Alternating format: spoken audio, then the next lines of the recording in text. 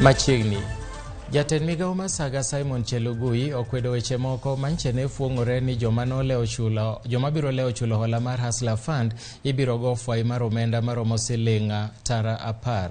Kanotwa kod jofwamb weche apisi mare, Chelugui nolero ni fwai makamano ibiro mana miyo jotaa chenro mar hola makamano mibiro yudo kod keth mar tayo marach kata tiyo marach kod hola mar Hustler Fund no dhi nyime kod yango ni Hustler Fund jolo thoth jopiny maonge kod nyalo mar kawo hola e bengi kuom miyogi hola e nengo mapiny mar chako kendo mar medo dongo helini magi.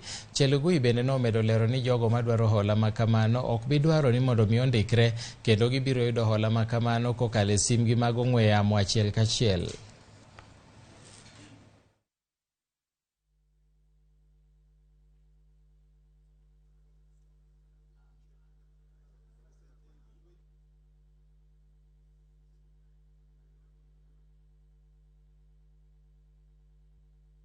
We have seen media reports claiming that loan defaulters will be fined up to Kenya shillings 10 million.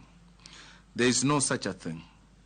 The penalties outlined in the regulations, which is the normal PFM regulations, target fund officials who may embezzle or misappropriate. No registration is required, and all that will be required is to dial a code. I've already signed a request to CS